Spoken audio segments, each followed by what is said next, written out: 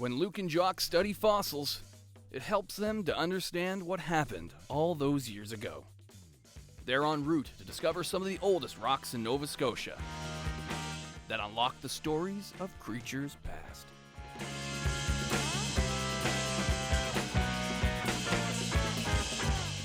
The time machine. I like time machines. This is pretty cool. Morocco and Parsborough are connected 3 bazillion years ago. We have a tail vertebrae. That's like intact. That's an actual foot. A hind foot of a prosauropod. Now these artifacts were found in Wassons Bluff. We're going there now to meet Ken Adams, who's the curator of this museum. We should go check that place out. Let's do it. 200-million-year-old fossils. Evidence of mass extinction. This is going to be pretty cool. Morning, Jock. How are you doing? Morning, Luke. Morning. Let's go check out some of these bones. Now these cliffs are impressive, but what's more impressive are the fossils that were found right here in 1984 that grabbed international attention. What makes these fossils so important is that they're in stones that were deposited immediately after a massive extinction. This gives us some clue to what may have happened to the dinosaurs. Now, this looks like it's really impressive and beautiful, but to a paleontologist who has a bit more knowledge on, what it actually means, what does this look like to you? Well, for myself, this represents over 300 million years of geological time. Part of it is continents were coming together to form a single supercontinent called Pangaea. So we're at the point of contact when that bits and pieces come together. But we're also in an area where the continent begins to pull apart 200 million years ago when this area of Nova Scotia is sinking. Look at the beach today. At the base of the cliff we have boulders. If I go in there, I'm going to find bits and pieces of rabbit, white-tailed deer, skunks, seaweed, things that are living around us today. If I look in amongst the boulders in the sediment from 200 million years ago, I do find the inhabitants from that time period, very badly broken up bones that appear to have been the remains of a dinner of a small predator, possibly a crocodile. Now this stream acts as a time portal. They say that this side is 300 million years old and that side is 200 million years old. Now it may just look like a bunch of rocks and trees to you, but every crack, every line, every nook, every cranny represents evidence to what exactly happened here. Now, in my amateur opinion, this almost looks like a landslide. Could you say this is history falling into the bay? You could say that. It is a debris slope where material from the bedrock is slowly moving down towards the sea level.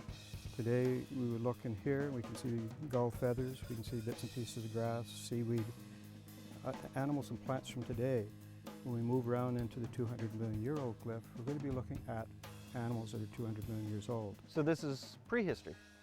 Yeah, and I look at it as history in the making because what we see here today are things that I can use to interpret what we'll see around the corner. Let's go see some of that. Okay. That pebble is cut by a little fault. And there's the top, there's the other half of it. So this is a fault line? Yeah, it's a little fracture that's running parallel to the major fault system, so I would say, yeah, it's a little fault. This is a really good visual of how the rocks moved. You have your fault line. You see here you have a little triangle stone that slid this way a couple inches, matches perfectly up with this bottom half. You see it over here as well. It's just like a knife went right through and it's just shifting. So this rock is going to England and this rock is going to Morocco. This area is a great area to show you how this place is changing.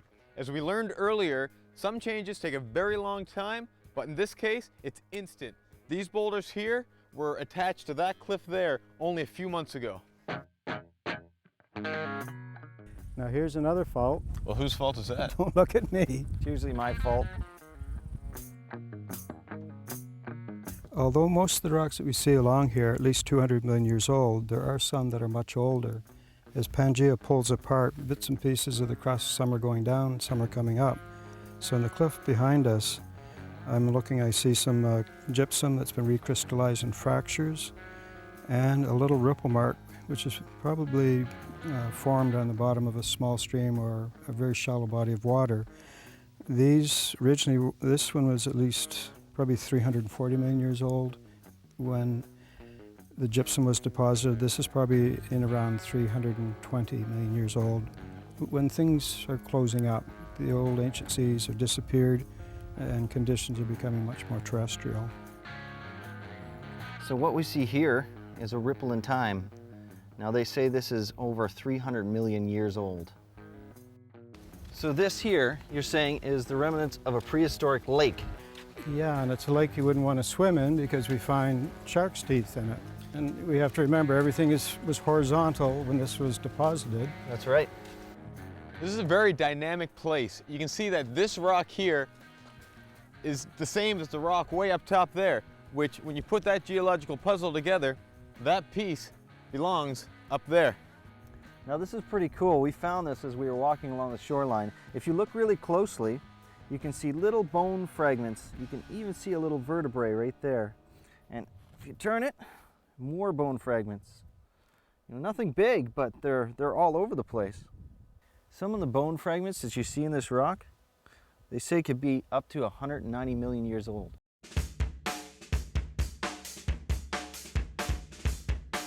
Despite the enormous size of these boulders you see beside me here, they're still extremely soft.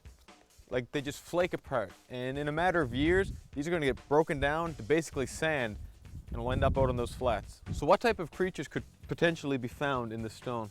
Well, to date we have found small crocodile skulls and at least one small reptile like lizard. The animals are probably being caught in the river, swept down and then deposited with the sediment. So we're still pre-dinosaur right here? At this stage the dinosaurs are here. Okay. It's just that we're not seeing the place we would find them in as fossils. So where are we going to find these dinosaurs? Well, you might find tracks of the dinosaurs, but as we go along the beach here, we do get to a site where they were buried in place. Show me some dinos. You seem to be peering at this area like a hawk. What are you looking for? Well, part of the reason I'm looking is that I do know that people have found material at this site since the early 1970s. By 1992, we were working on a small juvenile. And 97, 98, almost to present, we were excavating material from 3 adult dinosaurs here below the high tide mark. So far, the juvenile is probably running 6 to 8 feet in length. The adults represent probably 18 or more feet in length. So they're small compared to some of the ones that the kids know, but they are older than most anything else in North America.